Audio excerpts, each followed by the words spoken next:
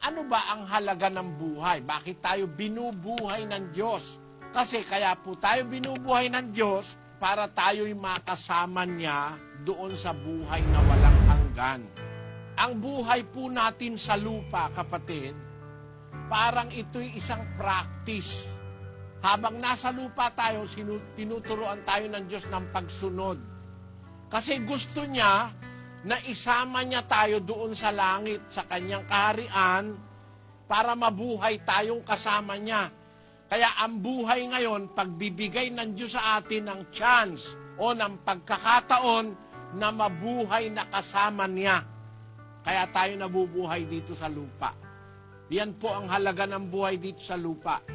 Itong buhay sa lupa, puhunan natin ito kung magpapakabuti tayo para makasama tayo ng Diyos sa buhay na walang hanggan. Yun ang gusto ng Diyos.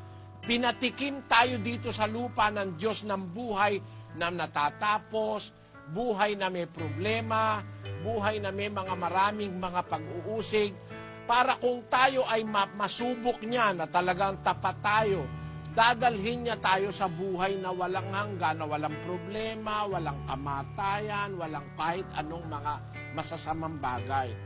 Yun po ang halaga sa buhay na ito sa lupa.